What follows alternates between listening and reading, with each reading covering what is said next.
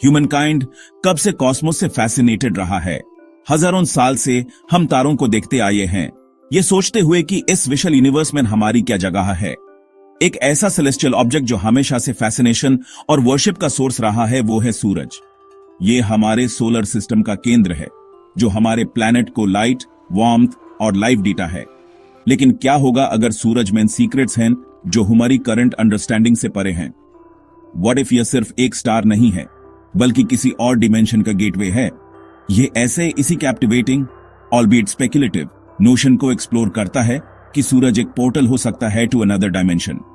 वैसे तो यह आइडिया साइंस फिक्शन जैसा लग सकता है, लेकिन यह हमें हमारे साइंटिफिक नॉलेज की बाउंड्रीज को एक्सप्लोर करने और इन माइंड बॉगलिंग पॉसिबिलिटीज के बारे में सोचने का मौका देता है जो यूनिवर्स में हो सकती हैं।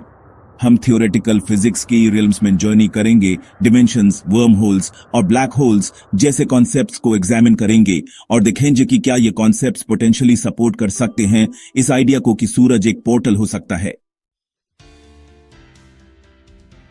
हमारा एवरीडे एक्सपीरियंस हमें बताता है कि हम एक 3 डायमेंशनल वर्ल्ड में रहते हैं। हम फॉरवर्ड और बैकवर्ड, लेफ्ट और राइट और अप और डाउन मूव कर सकते हैं, लेकिन थियोरेटिकल फिजिक्स सजेस्ट करता है कि हमारी परसेप्शन से परे और भी डायमेंशंस हो सकती हैं। ये एक्स्ट्रा डिमेंशंस वैसी स्पेशल डिमेंशंस नहीं हैं जैसी हम एक्सपीरियंस करते हैं, बल्कि ये कर्ल्ड अप हैं और हमारी नजरों से हिडन हैं। इमेजिन करो एक टाइट रोप वॉकर एक रोप पर चल रहा है। वॉकर को रोप एक 1 डिमेंशनल लाइन जैसी दिखती है, लेकिन एक एंट जो उस रोप पर क्रॉल कर रही है वो एक एडिशनल डिमेंशन एक्सपीरियंस करती है, the circumference of the rope. इसी तरह हायर डायमेंशंस हमारे आसपास एग्जिस्ट कर सकती हैं जो हमारे सेंसेस से इम्परसेप्टिबल हैं। ये हिडन डिमेंशंस यूनिवर्स की फंडामेंटल नेचर को समझने की की होल्ड कर सकती है और शायद अदर रियल्म्स के लिए पाथवेज भी प्रोवाइड कर सकती हैं। इससे पहले कि हम इस पॉसिबिलिटी में डाइव करें कि सूरज एक पोर्टल हो सकता है, चलिए रिकैप करते हैं हमारी करंट साइंटिफिक अंडरस्टैंडिंग इस सेलेस्टियल जायंट के बारे में। सूरज हॉट ग्लोइंग गैस का एक मैसिव बॉल है जो प्राइमरीली हाइड्रोजन और हीलियम से बना है। यह न्यूक्लियर फ्यूजन के थ्रू एनर्जी जनरेट करता है, एक ऐसा प्रोसेस जहां हाइड्रोजन एटम्स फ्यूज होकर हीलियम बनाते हैं और इस प्रोसेस में ट्रेमेंडस अमाउंट्स ऑफ एनर्जी रिलीज करते हैं। यही एनर्जी सूरज को पावर करती है, जिससे यह शाइन करता है और हीट रेडिएट करता है। सूरज का इमेंस ग्रेविटेशनल पुल हमारे सोलर सिस्टम को एक साथ होल्ड करके रखता है, प्लैनेट्स को उनके ऑर्बिट्स में रखता है। यह एक पावरफुल और कॉम्प्लेक्स ऑब्जेक्ट है जिसको साइंटिस्ट ने एक्सटेंसिवली स्टडी किया है। हालांकि सूरज के बारे में कुछ मिस्ट्रीज अभी भी हैं, जैसे कि उसके कोरोना का अनएक्सपेक्टेडली हाई टेम्परेचर जो उसके एटमॉस्फेयर का आउटर मोस्ट लेयर है। क्या हो सकता है कि ये मिस्ट्रीज कुछ ज्यादा एक्स्ट्रॉर्डिनरी की तरफ हिंट कर रहे हों जो हम करंटली समझते हैं। थियोरेटिकल फिजिक्स के सबसे इंट्रिगिंग कॉन्सेप्ट्स में से एक है वर्म होल। एक वर्म होल एक हाइपोथेटिकल टनल है जो स्पेस टाइम में 2 डिस्टेंट पॉइंट्स को कनेक्ट करता है। इमेजिन करो एक पीस ऑफ पेपर को आधा फोल्ड करना और फिर दोनों लेयर्स में से एक होल पोक करना। यह होल एसेंशियली एक वर्म होल को रिप्रेजेंट करता है जो स्पेस टाइम के फैब्रिक के थ्रू एक शॉर्टकट है। वैसे तो worm holes Einstein's theory of general relativity के द्वारा प्रिडिक्टेड हैं, लेकिन ये अभी भी थियोरेटिकल कॉन्स्ट्रक्ट्स बने हुए हैं। इनका एग्जिस्टेंस प्रूव नहीं हुआ है और अगर ये एग्जिस्ट करते भी हैं तो इन्हें डिटेक्ट करने या ट्रैवर्स करने की टेक्नोलॉजी हमारी करंट कैपेबिलिटीज से बहुत दूर है। लेकिन वर्म होल्स का कॉन्सेप्ट एक टेंटलाइजिंग पॉसिबिलिटी प्रोवाइड करता है यूनिवर्स में वास्ट डिस्टेंसेस ट्रैवल करने के लिए और पोटेंशियली डिफरेंट डायमेंशंस को भी कनेक्ट करने के लिए। Section 5 black holes where gravity reigns supreme. Black holes cosmos के सबसे एनिग्मेटिक ऑब्जेक्ट्स में से एक हैं। ये स्पेस टाइम के ऐसे रीजन्स होते हैं जहां ग्रेविटी इतनी स्ट्रांग होती है कि कुछ भी, यहां तक कि लाइट भी, उनके ग्रास्प से एस्केप नहीं कर सकता। ब्लैक होल्स तब फॉर्म होते हैं जब मैसिव स्टार्स अपने लाइफ साइकिल के एंड में कोलैप्स होते हैं और अपनी मास को एक इन्फिनिटेसिमली स्मॉल पॉइंट में कंप्रेस कर लेते हैं, जिसे सिंगुलैरिटी कहते हैं।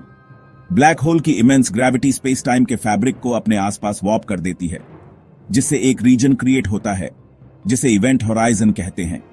जो भी चीज इवेंट होराइजन को क्रॉस करती है वो हमेशा के लिए ट्रैप हो जाती है और सिंगुलैरिटी पर क्रश होने के लिए डेस्टिन्ड हो जाती है।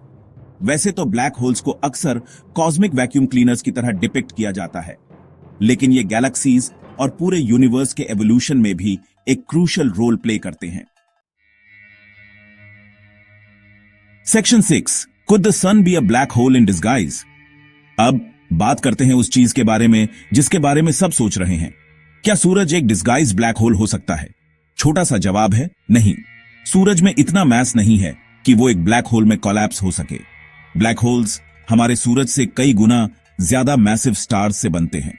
इसके अलावा अगर सूरज एक ब्लैक होल होता तो उसकी इमेंस ग्रेविटी हमारे सोलर सिस्टम को पहले ही निगल चुकी होती। हालांकि यह पूरी तरह से सूरज के इन कॉस्मिक फिनोमेना से कनेक्शन को रूल आउट नहीं करता है। कुछ थियरीज ये प्रपोज करती हैं कि माइक्रोस्कोपिक ब्लैक होल्स जो बिग बैंग के रेमनेंट्स हैं एग्जिस्ट कर सकते हैं।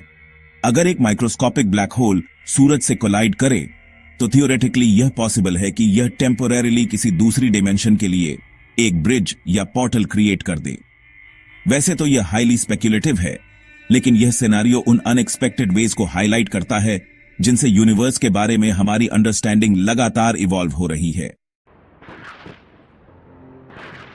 Section 7, the sun as a portal, fact और फिक्शन। अभी तक हमने डिमेंशंस, वर्म होल्स और ब्लैक होल्स के फैसिनेटिंग कॉन्सेप्ट्स को एक्सप्लोर किया है, लेकिन सूरज इन सब में कहां फिट होता है? हालांकि सूरज का एक पोर्टल होने का आइडिया कैप्टिवेटिंग हो सकता है, लेकिन यह एम्फसाइज करना जरूरी है कि करंटली इस दावे को सपोर्ट करने के लिए कोई साइंटिफिक एविडेंस नहीं है। सूरज का बिहेवियर, जैसा कि हम ऑब्जर्व करते हैं, स्टेलर फिजिक्स की हमारी अंडरस्टैंडिंग के साथ परफेक्टली अलाइन करता है। यह न्यूक्लियर फ्यूजन के कारण लाइट और हीट एमिट करता है। इसकी ग्रेविटी हमारे सोलर सिस्टम में प्लैनेट्स की मोशन को गवर्न करती है और इसके कॉम्पोजिशन को वेरियस स्पेक्ट्रोस्कोपिक टेक्निक्स के थ्रू एनालाइज किया गया है। किसी भी unusual gravitational anomalies, energy fluctuations या अन्य फिनोमेना का कोई इंडिकेशन नहीं है जो एक पोर्टल की प्रेजेंस को सजेस्ट करे।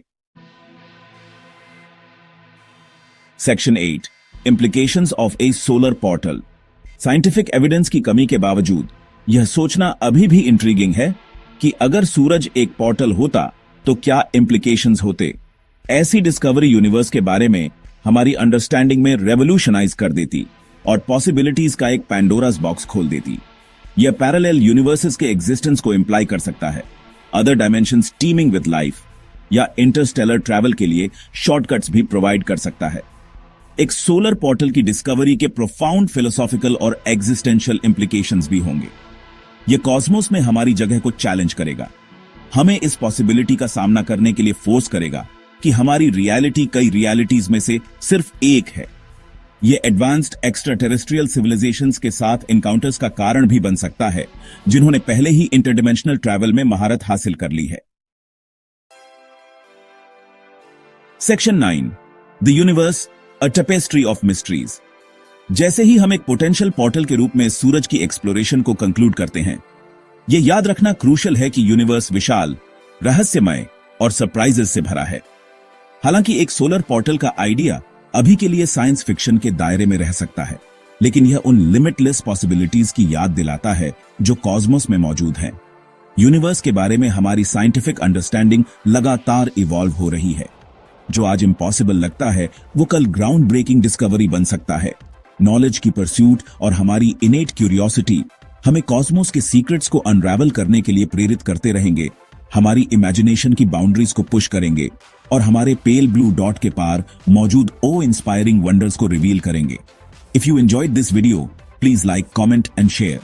Don't forget to subscribe to Space Fact Fusion for more fascinating content.